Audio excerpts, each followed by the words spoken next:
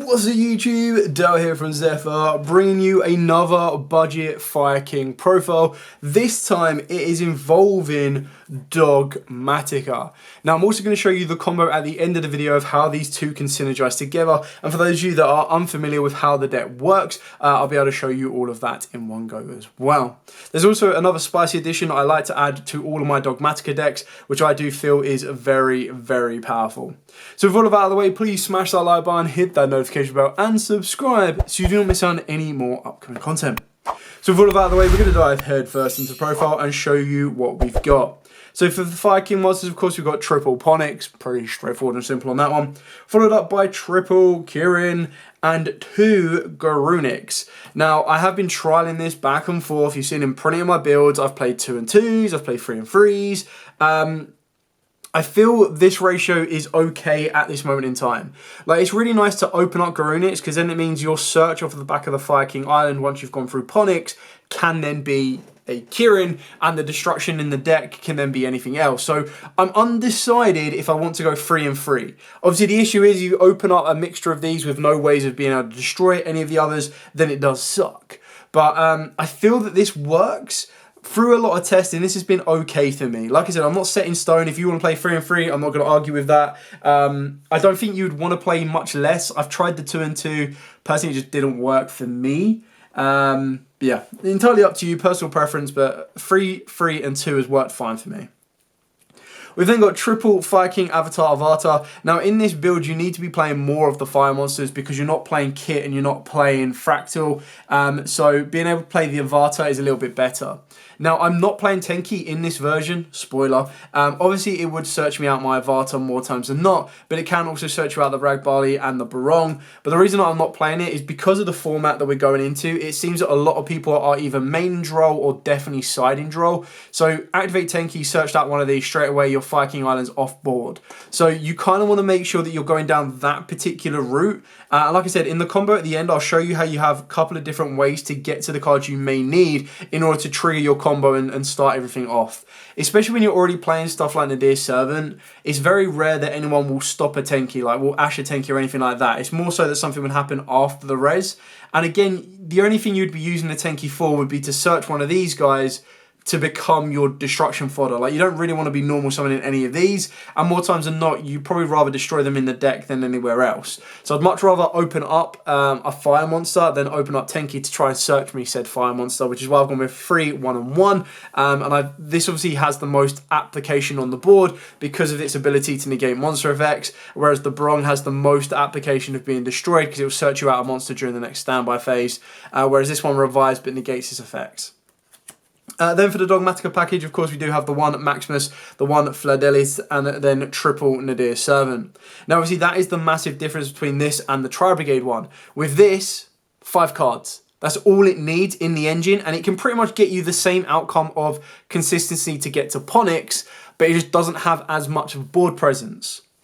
I would argue that it doesn't have a form of disruption like Revolt, but I've actually added in another card for the deck that I absolutely love using, and that is, of course, a little preview on this one, Shaddoll Schism.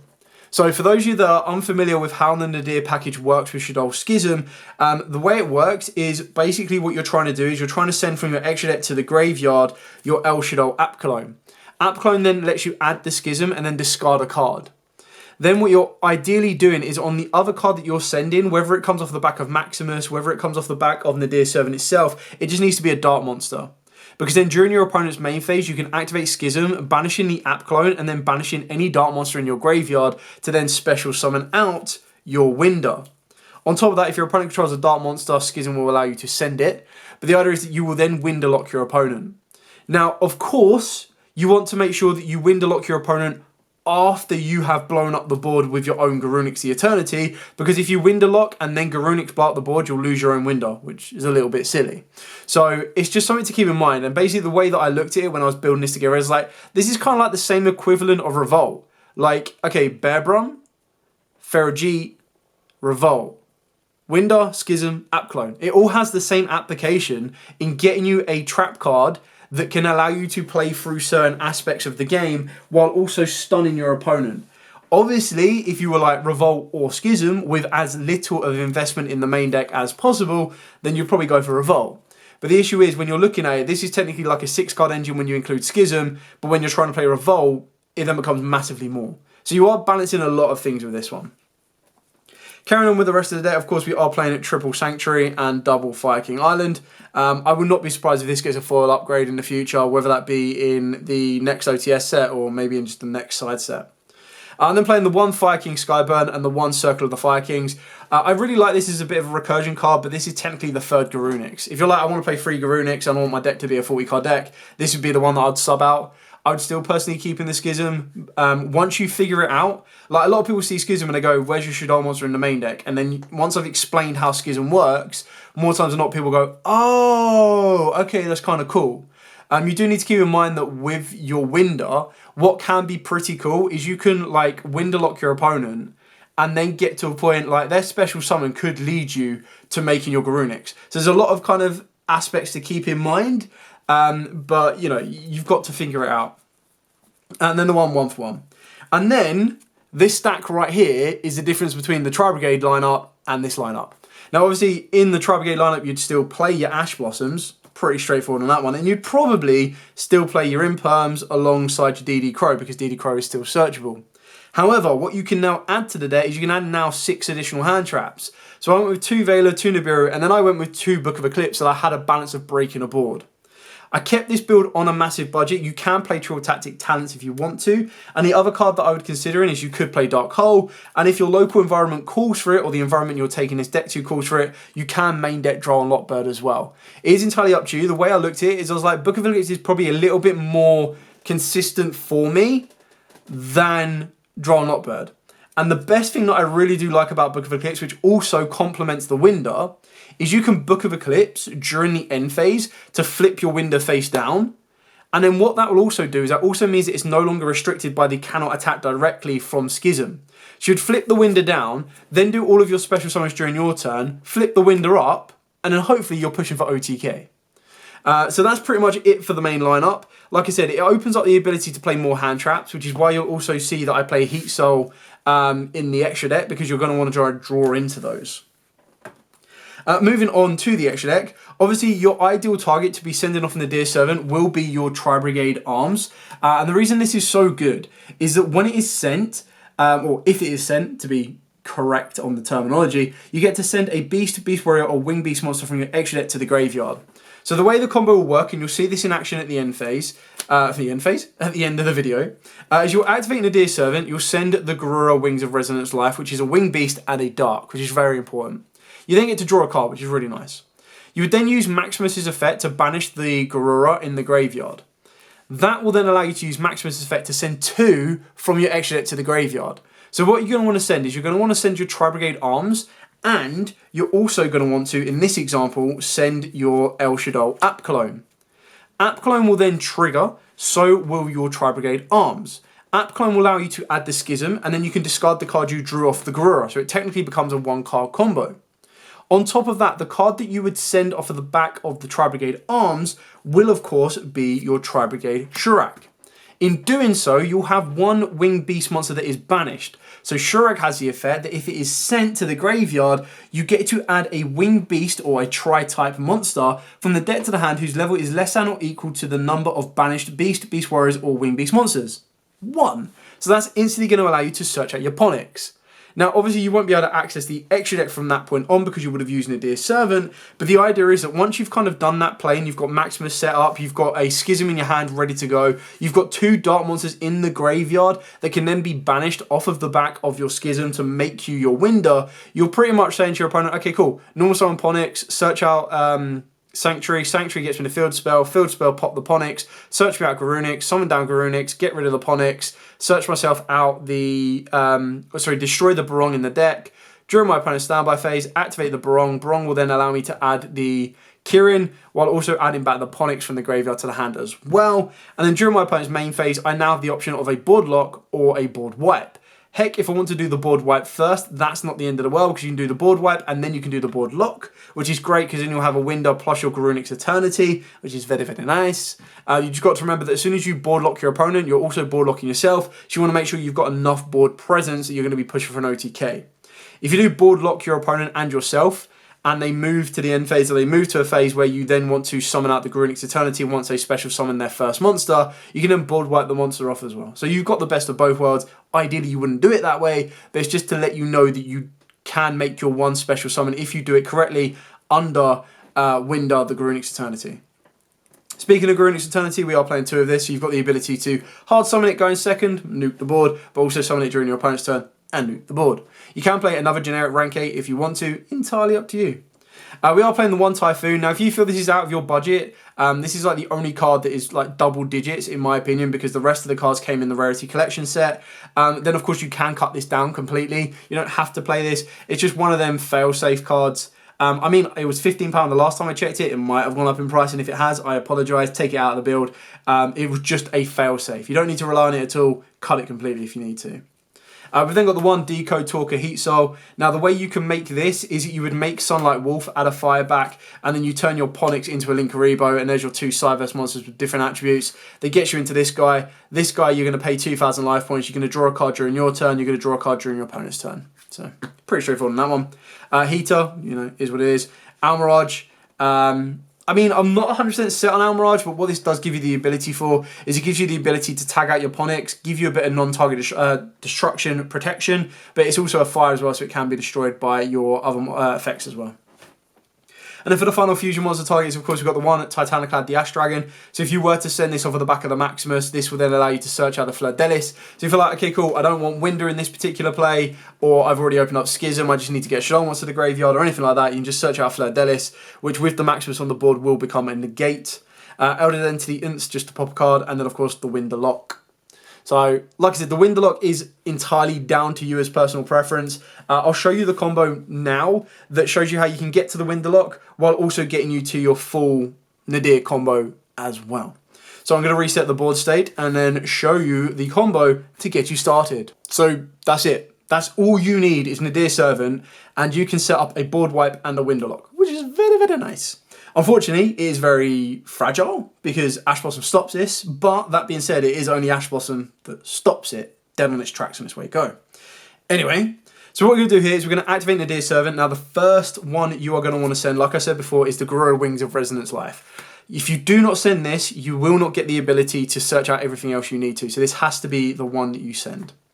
So you send the Garura off of the back of the Nadir Servant, and then, of course, you're going to add your Dogmatika Maximus. Off of the back of that, you'll then be able to trigger the Garura's effect to allow you to draw 1 random card.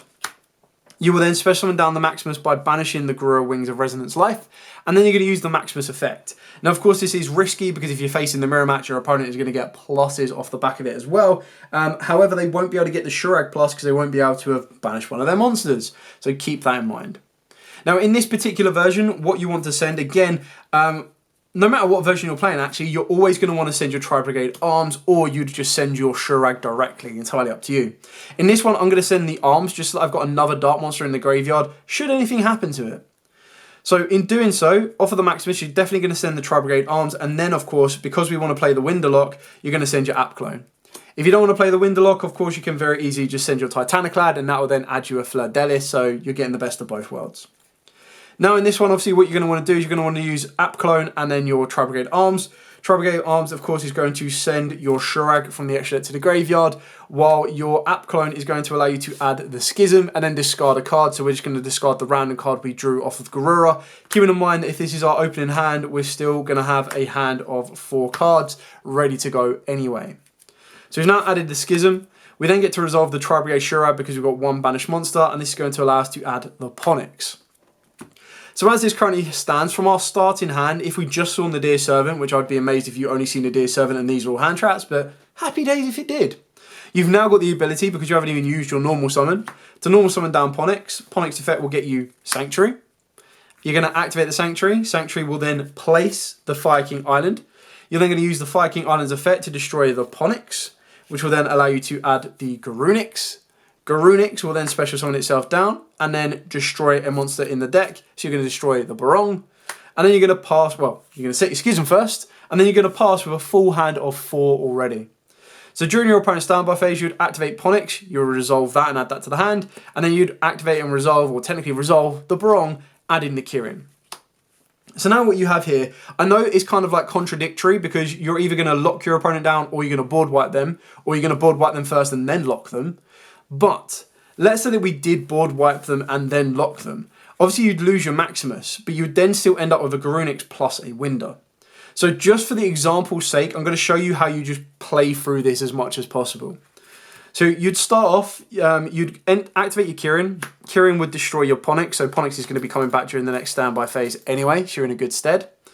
And then what you're going to want to do here is you've got 2 options. You can either Winderlock now, so that your first special summon. So you'd activate Schism, you would banish from the graveyard the Apkallone, and you would banish the Shurag, for example.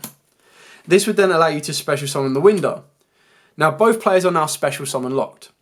As soon as your opponent special summons a monster, the chances are that that monster they are special summoning is an attempt to try and out your board anyway. So you can go, okay, cool, activate Sanctuary, go overlay both of these, go into the Garunix. Garunix would then destroy the board, which would destroy Winder because Winder is only protected by being destroyed by your opponent's card effects and your Maximus. Okay? Yes, of course, it then gets rid of the own Winderlock anyway, but the only reason you would do this is if the opponent is threatening the board in one way or another. If they're not threatening the board whatsoever, you can leave it with Kirin, Garunix, Maximus, and a Winder. So that when it comes back to your standby phase, add Ponix. You would have drawn another card for turn anyway. So you now still have a full hand of 6. Schism, you can make it a little bit more useful if you wanted to by putting another Winder in, by putting in a construct if you want to. But just with this board here, right, you've locked your opponent down. Let's say they've got 1 monster on the board. That one monster is going to get attacked by Winder because Winder cannot attack directly. And if you wanted to use your own special summon, you could very easily use Fire King Island, destroy the Ponix so that Ponix is going to loop back around the next turn anyway. Search out your own Garunix, wherever it may be. Use Garunix's effect to special summon itself. Use Garunix's effect to destroy in the deck if you want to. You don't have to. I mean, you've already gone through your Barong, so you're not going to be able to get any more monsters because if you destroy Kirin, it can't special summon, and if you destroy a Avatar, it can't special summon. But the idea is that with this board here, you can then flip your Maximus to attack. If you really want to, you can use Maximus's effect. You send 2 more from the extra deck. So you can send Elder Entity Ints to pop a card, and then you can send your Titaniclad to search you out a Fleur Delis. Now, obviously, this is only going to be if you can't clear the board off or if you can't get to where you need to go. But ultimately, even without Winder attacking, you've got 2 27s there, you've got a 24 there. That's pretty much game on its own. And then you've got a 15 Maximus just for good measure, or a 22 off of Winder. Plus, you've already popped within the Tis and everything else. So you can kind of see that it's a nice little crazy lock. That it means you don't have to rely on the Garunix if you don't want to. Like if you can't get the Kirin down for some reason, or if they steal the Garunix, or if they stop the Garunix in one way or another, you can hold all of your plays back and then you Winderlock them, and at the very least, you're making them use their battle phase to clear off your board or to try and attack the board, and you would still have a full hand of 5 that's going to get a Ponix back the next turn, so you get to do this all over again. So, bar the Winder anyway, because you would have used it. But like I said, if you wanted to make the Schism even more consistent, you could play a second Winder, so that if they did get rid of the first Winder, you can then just banish the Winder and another Dark Monster, and then go from there. You could also play Grista, which Grista is Winder, a Shadow Monster plus a Dark Monster, but it does need, I believe, a Shadow Monster in the hand to be able to be discarded to negate a monster summon, I believe. I'm trying to remember that off the top of my head. But that's just something like I like to do with my Dogmatika builds. I like the Winderlock. I think it's kind of a cool way of integrating a very annoying lock into a deck that works out really nicely. So I just kind of showed you the combo of how it would generically work. So like I said, you would activate Nadir Servant, you would always send Garura Wings of Resonant Life, you'd always get the draw, and then you would send ideally Shurag and then your Titaniclad to get you a negate and a search for a Ponix. So, you know, you're getting the best of everything you need to. But for now, thank you so much for watching. Remember to like, comment, subscribe, share. I hope it's given you insight into the deck and what it can do as a whole. I do like this version because it does give you that access or flexibility for more hand traps, and it allows the deck to adapt a little bit more. But I also do like the Tri-Brigade version as well because I think it has a very nice aggressive push, and I feel that it has a little bit more of an ability to play through to build a board. Whereas this one can get stopped a little bit easier, but then it falls back and protects itself with the hand traps, whereas the Tri-Brigades are like, okay, cool, eat that hand trap, build a suboptimal board, but still a board in general, or eat the first hand trap, build a very good board, and then go from there. Anyway, thank you so much for watching. Remember to like, comment, subscribe, share. Till next time, as absolutely always, stay safe, and of course, happy dueling.